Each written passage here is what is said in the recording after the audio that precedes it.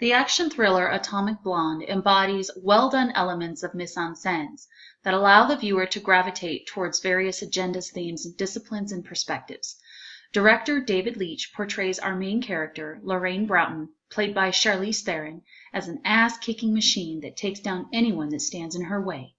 Here in the opening credits, Lorraine is displayed in chic clothing, stylish accessories, and bold makeup.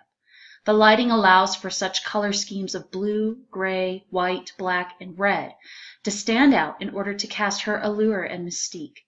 The setting takes place in Great Britain and Germany, right before the fall of the Berlin Wall.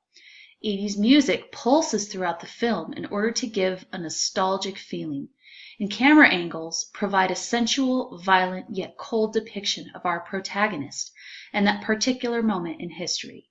These visuals project more than what meets the eye.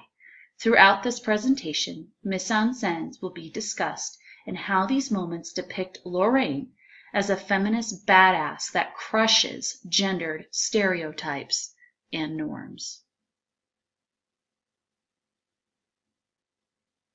But before we dive into the nitty-gritty, let's go back to before the opening credits begin to roll. There's a mise-en-scène that needs to be discussed. This guy, British M16 agent James Gascoigne, played by Sam Hartgrave, was depicted in the first opening scene as running from the KGB. He is wearing a watch that bestows a list. This list could potentially allow the Cold War to continue for years to come. Unfortunately, Gascoigne is betrayed by Satchel and murdered by the KGB.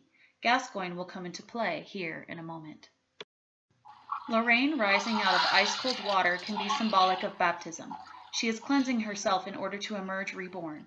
The audience may ask why. The answer is subtly given by the cuts, scrapes, and bruises on her back, the color schemes of dark hues of blue, black, green, and gray, and the camera shot to her beaten face. With her arms spread open, her body is indirectly allowing the audience to be invited into her world. Something is obviously on her mind, and trauma must have happened in order for her to cradle herself. The lack of music depicts her emptiness and leaves a sense of mystery. To add to that, she pours a glass of vodka on ice and drinks it straight, with the camera angle directly above her. This depicts her pain as she has a difficult time even holding a glass. As we can see, her naked body faces towards a window that provides a beautiful and rather large view of London. Geography matters in this scene. She is from the west portion of Europe, an ally, a safe haven, a place for growth and independence. But the window view does not portray a sunny day. It is dark, foggy, and rather daunting, thus reflecting the city's own dirty secrets. Did I forget to mention that Lorraine is completely naked? Oh yeah, she is. Even though she is vulnerable, she does not portray the typical feminine stereotype of women covering themselves and acting passive, even in the midst of possible outside viewers. She does not reach for a soft, clean, white towel. She is still in the process of rebirth and cannot hide nor wipe away what she has done. As the shot pans out, we can see her bathroom. It is clean but bland and made of marble or granite. It lacks appeal and comfort. The shot of her apartment and its message portray her lack of involvement in domestic housewife chores and charm.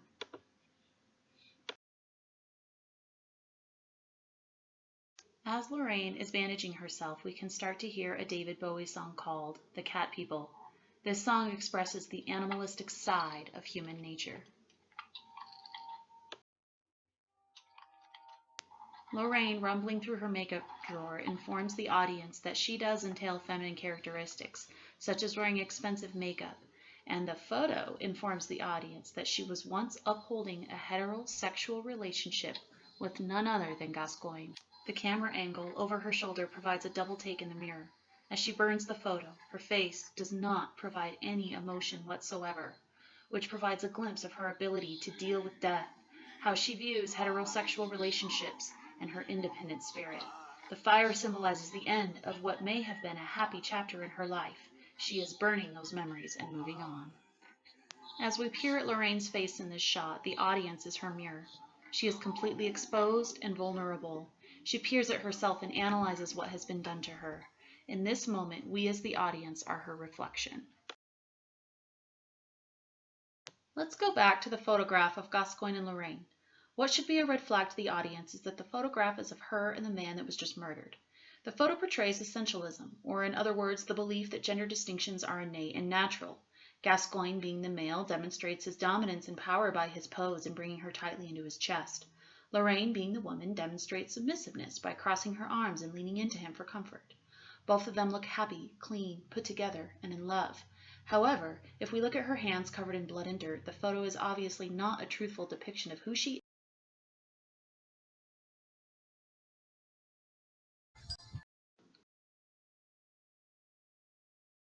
Her lighting the photograph on fire is a symbol of burning patriarchal norms. She is not submissive, she does not bestow her value or worth in the eye of a man, she does not place herself below a man, and she does not obey the economic roles of women's work.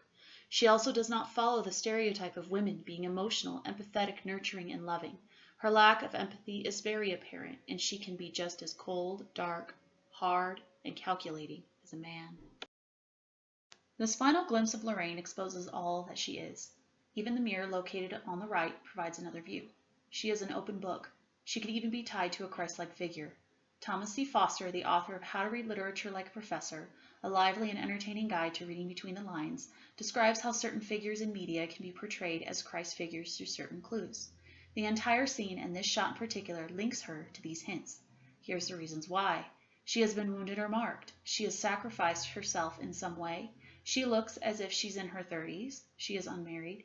And she has been accosted by evil elements of violence, lies, death, and despair, or in a symbolic sense, she has walked with the devil. She is obviously not pure, perfect, or divine, but as the plot continues, we find out that she was a key leader in ending the Cold War and bringing down the evil powers that plague the world. Director David Leitch purposefully and completely exposing Lorraine even before the opening credits was brilliant. The audience was provided a glimpse of who and what Lorraine is and stands for. This moment is the only time where we will see the human side of her, the vulnerable side of her, the Christ-like figure of her. Let's analyze another mise-en-scène. After Lorraine's investigation, her case is dismissed by the British intelligence, thus releasing her of any wrongdoing. However, business is not finished. The scene opens with a shot of Lorraine's backside with a visual of the city. As we will see in a moment, she will look stunning as always in her black jumpsuit, long, blood-red trench coat, sexy heels, sensual stockings, and dark-haired wig. Her being dressed in this particular manner will foreshadow a bloody ending and how she will end it all with her deceiving ways. Additionally, we'll hear a song called London Calling by The Clash. The lyrics can be interpreted in many ways, but for this scene it enhances the dark ways of British politics through London calling for war from the darkest pits of hell, but they are not willing to fight their own battles. Lorraine has to fight this battle for London, and she is about to end it all here in Paris.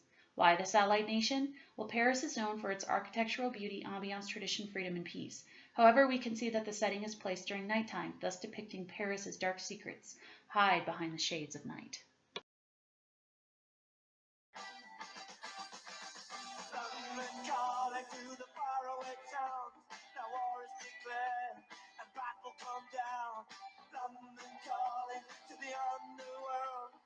As Lorraine enters the hotel, the lighting, color schemes, music, architecture, and flower placement give off a feeling of love, beauty, and serenity. The twist is we see Bremovich.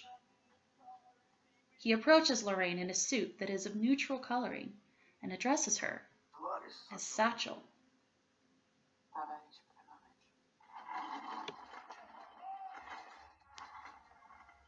Lorraine places herself in a sexual position on the couch. She is utilizing her sex appeal and submissiveness in order for Bremovich to see her not as a threat. Her hair covering her eye depicts sensuality and hiding her true identity, thoughts, and actions. The image of a beautiful woman in the background, located behind Bremovich, enhances the motif of a woman's physical beauty, sensuality, and power. Bremovich and Lorraine, standing next to each other as equals, drinking Russian vodka, portrays their alliance, affiliation, and respect for one another. The music in the background is a Russian song called Fastidious Horses by Vladimir Vysotsky. Translated in English, the song is about a man who is in fear, but in awe of his horse's strength and speed. The song is symbolic of Russian citizens and their fear of the KGB. The director utilizes over-the-shoulder shots in order for the audience to see Bremovich and Lorraine's point of view. These angles portray that Bremovich knows what Lorraine is doing. He is aware of her intentions, advances, and lies.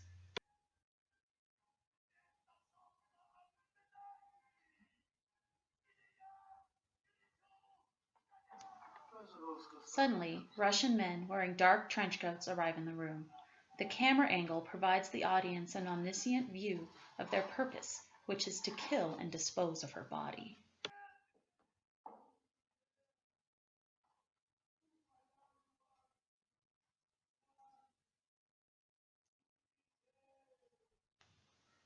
The director is going to utilize slow motion, then bring it up to real time in order to portray the violent fight scene that is about to go down. But Lorraine is not going down without a fight. Therefore, the director utilizes dramatic irony, slow motion effects, and allows the audience to see that Lorraine was one step ahead.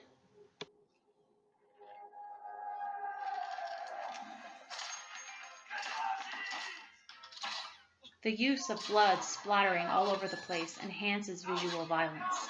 Furniture staging, cinematography, choreography, and props such as feathers flying all around enhance the external conflict that unfolds and adds to the dramatic appeal of the film.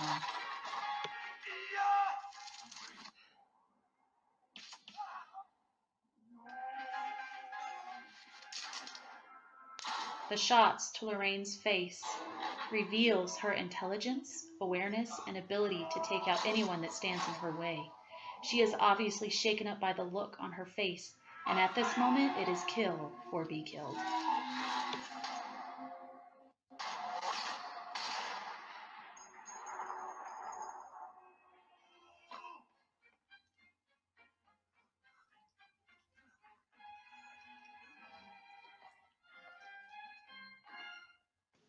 The camera shot moves over Abramovich's shoulder again. Funny how the ambience of the room with the lighting and color schemes are the same. However, it is tainted with blood and death. We can also see that Lorraine is standing and he is kneeling, thus portraying her dominance in the situation. We also see that her accent has changed. It is now American. As she discusses her purpose for working with Abramovich, she has now revealed to the audience that she was actually a triple agent, working for the Americans, British, and Russians in order to help end the Cold War. Every piece of intel you gave me a bullet in my fucking gun. I want my life back. The final shot of Lorraine killing Abramovich is symbolic of the Allies winning over the Axis powers. Choosing a woman rather than a man to be that symbolic figure in this film was smart. It breaks down any typical stereotype and norm of women. Women are not the weaker sex. They are not always passive. They do not always have to be emotional. They do not have to partake in women's work. They choose when to be, look, and act sexy, and they can choose to walk down their own independent path with successful results. Portraying Theron as Lorraine fits this feminist norm, an appeal that is typical in media representation. Hopefully, this film will give power to other female producers, actresses, and directors to continue to provide the public with female protagonists that demonstrate the strength of a woman.